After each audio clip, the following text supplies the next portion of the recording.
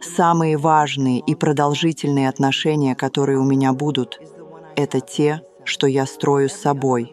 Все остальные связи приходят и уходят. Даже самые крепкие браки рано или поздно могут закончиться, и единственный человек, с которым я всегда останусь, это я сама. Моя любовь к себе будет вечной. Надо понять, как обстоят дела в этих отношениях. Хочу ли я вставать утром? Неужели здорово быть здесь? Получаю ли я удовольствие от времени, проведенного с собой?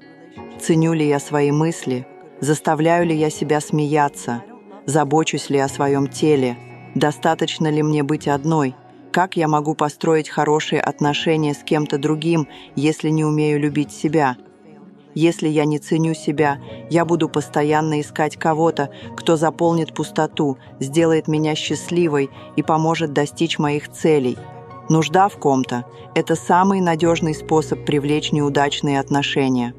По словам Уэйна Дайера, отношения, в которых два человека становятся одним, приводят к появлению половинчатых личностей. Ожидание, что другой человек исправит мою жизнь или станет моей второй половиной, настраивает на провал.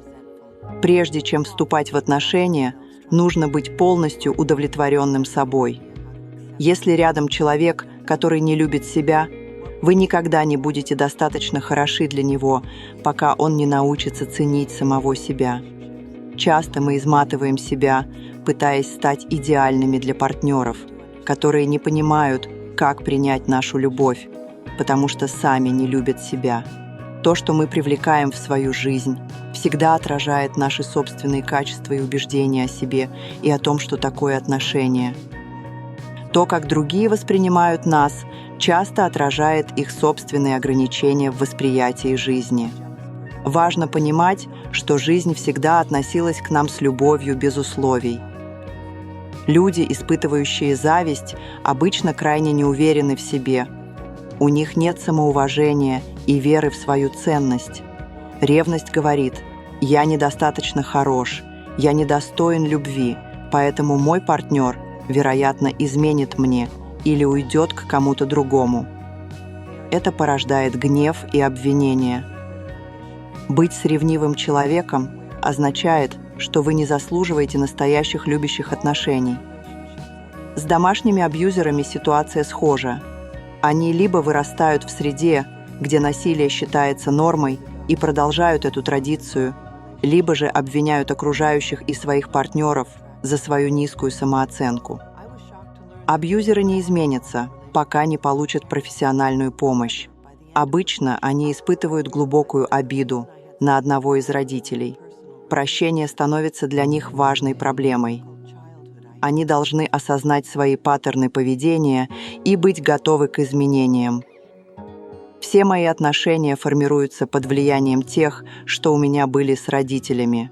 Я была поражена, когда узнала об этом много лет назад. На семинаре «Любящие отношения» у Сандры я ожидала узнать, как привлечь любовь, но была удивлена, когда узнала, что мы будем работать над отношениями с родителями. К концу семинара я поняла, что многие проблемы в моих личных отношениях коренятся в трудном детстве, в тех испытаниях, которые я и моя мать пережили, в брошенности и отсутствии любви, что отразилось на моих нынешних отношениях. Неудивительно, что я привлекала абьюзивных мужчин. Неудивительно, что они всегда меня покидали. Неудивительно, что я всегда чувствовала себя нелюбимой и нежеланной. Неудивительно, что у меня всегда были боссы, которые меня пугали. Я просто применяла на практике то, что усвоила в детстве. Это был важный семинар для меня. Я отпустила много обид и научилась работать над прощением. Мои отношения с собой значительно улучшились, и я больше никогда не привлекала абьюзивных мужчин. Вместо того, чтобы тратить время на разговоры о том, что мужчины плохие или женщины плохие, давайте посмотрим на отношения, которые у нас были с родителями, или на отношения, которые наши родители имели друг с другом. Например, какие у вас есть текущие обиды на мужчин и женщин в вашей жизни. Подумайте, как вы реагируете. Он никогда. Он всегда. Она никогда. Она всегда. Мужчины делают. женщины не будут. Так ли с вами обращались ваша мать или отец? Так ли ваша мать относилась к вашему отцу? Или так описывается отношение вашего отца к вашей матери? Как в вашем доме выражалась любовь, когда вы были ребенком? Чтобы разрешить глубоко укоренившиеся страхи относительно отношений, вам может понадобиться вернуться к вашим детским отношениям с отцом или матерью. Что вам нужно отпустить, чтобы быть в отношениях? Как я теряю себя в отношениях? Какие сообщения я получила в детстве, которые заставили меня поверить, что отношения сложны? Подтвердите свою любовь к себе. Возможно, вам трудно устанавливать границы, и люди пользуются вами. Вы можете подавать сигнал, что не цените и не уважаете себя, и что нормально злоупотреблять вами и использовать вас. Но это больше не должно быть так, потому что вы начали сегодня утверждать свою любовь и уважение к себе. Уважайте себя, смотрите в зеркало чаще и говорите себе «Я тебя люблю». Как бы просто это ни казалось, это очень мощное исцеляющее утверждение. Ваши отношения начнут отражать эту любовь и уважение, когда вы будете расти в любви к себе. Я верю, что у всех нас есть зоны комфорта в межличностных отношениях. Эти зоны комфорта развиваются, когда мы очень молоды. Если наши родители относились к нам с любовью и уважением, мы ассоциируем это с любовью.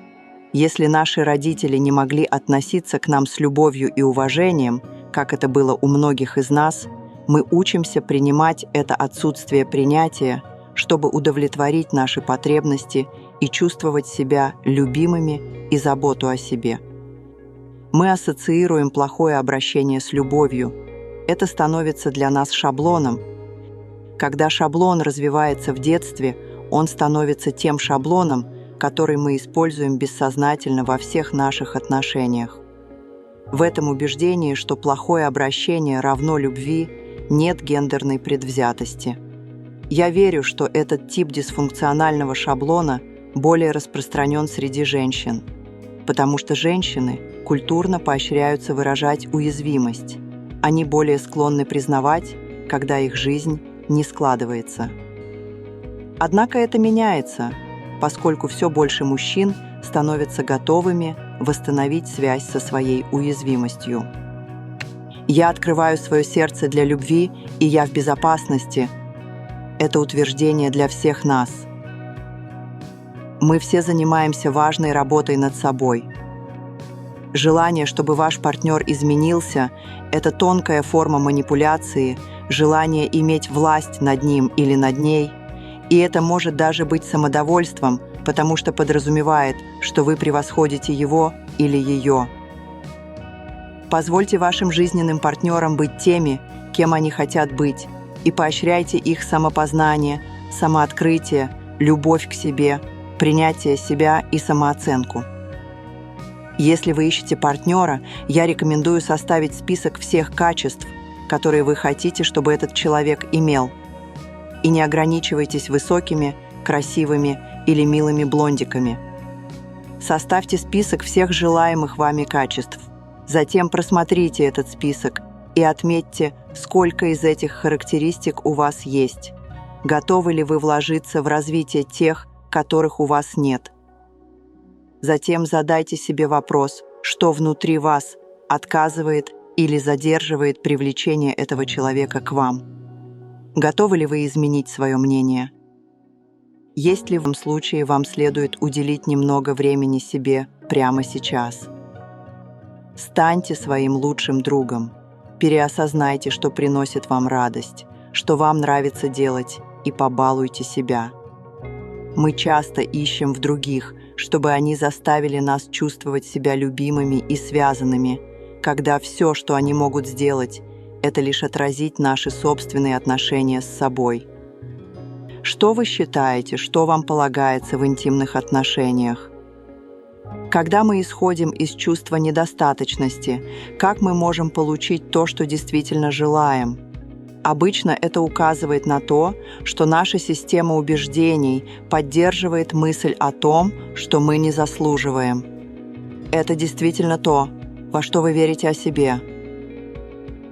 Этот конкретный ментальный шаблон не обязательно должен быть правдой для вас. Вы можете начать менять это прямо сейчас. Составьте список вещей, во что вы верите о мужчинах, женщинах, любви, браке, обязательствах, верности, доверии и детях. Эти списки покажут любые негативные убеждения, которые необходимо изменить. Некоторые из сообщений, скрытых в вашем сознании, могут вас удивить. Очистите их, и вы можете удивиться, насколько другой станет ваша следующая связь. Стоит отметить, что большинство экстрасенсов сообщают, что большинство их клиентов задают по крайней мере один из 3 вопросов. Экстрасенсов часто спрашивают одно и то же. Как найти партнера? Как закончить отношения? Как увеличить свои финансы? Если вы находитесь в отношениях, из которых хотите выйти, используйте этот мощный инструмент. Благословение с любовью. Утверждайте: «Я благословляю тебя с любовью и отпускаю тебя. Ты свободен, и я свободна». Это следует делать часто. Затем четко определите, что вы хотите в отношениях. При необходимости составьте список. Тем временем работайте над тем, чтобы постоянно любить себя и любить и принимать другого человека таким, какой он есть. Одно из 2 произойдет автоматически, по мере того, как вы меняетесь и растете внутри. Другой человек либо согласуется с вашими желаниями, либо полностью исчезает. Если они исчезнут из вашей жизни, этот переход будет безболезненным. Всегда начинайте с любви к себе и признательности, все остальное изменится. Используйте утверждение. «Я теперь осознаю, какая я замечательная. Я выбираю наслаждаться и любить себя». Критически важно уладить и разрешить старые отношения, прежде чем вступать в новые. Если вы постоянно говорите о своем прошлом любовном опыте или думаете о нем, вы еще не свободны, чтобы войти в новые отношения. Мы можем обожествлять свою предыдущую любовь, чтобы защитить себя от уязвимости в настоящем моменте.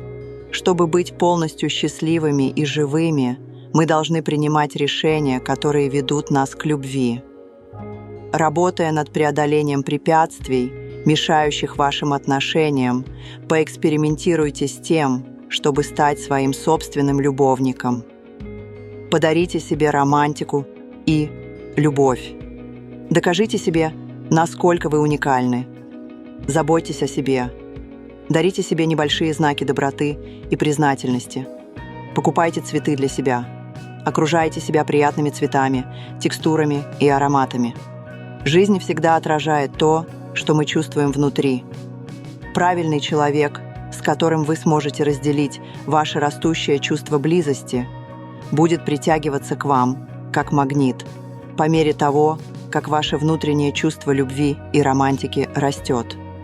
Что наиболее важно, вам не придется отказываться от своей личной близости, чтобы быть с этим человеком. Когда роман заканчивается, нам часто бывает свойственно впадать в рутину «я недостаточно хорош» и наказывать себя.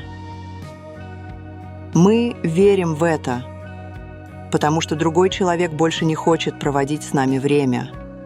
Необходимо помнить, что с нами не обязательно что-то не так, даже когда мы испытываем глубокое отчаяние.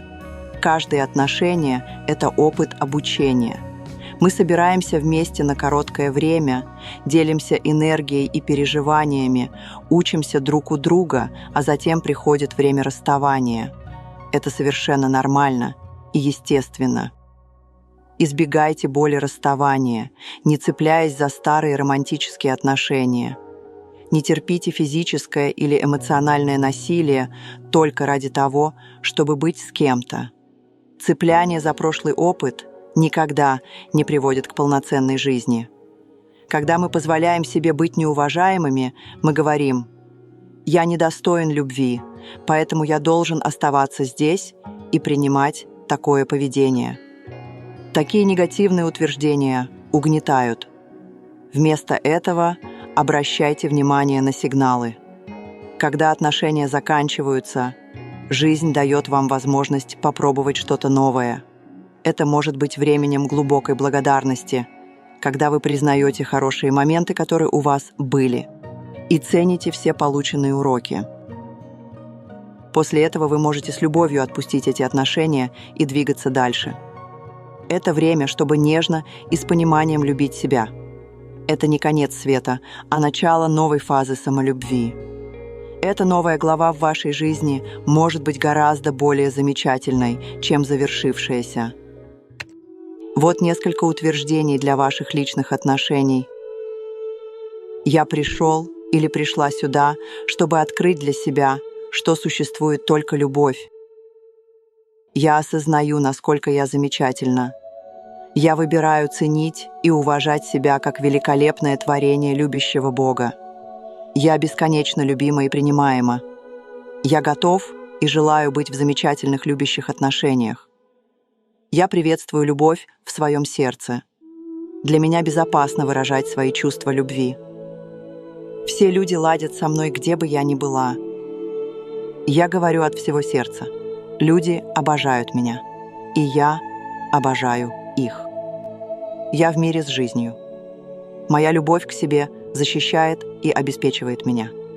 Я имею хорошие отношения с жизнью. Жизнь обожает меня, и я в безопасности. Я окружила всех в своей жизни кругом любви, независимо от пола. Я утверждаю, что у меня замечательные гармоничные отношения со всеми, где взаимное уважение и забота проявляются с обеих сторон. Я живу в достоинстве, мире и радости. Я расширяю свой круг любви, чтобы охватить всю планету, и эта любовь умножается внутри меня. Во мне есть безусловная любовь, и я выражаю ее всем. Моя безусловная любовь включает меня, потому что я знаю, что достойна любви. Я обожаю и ценю себя,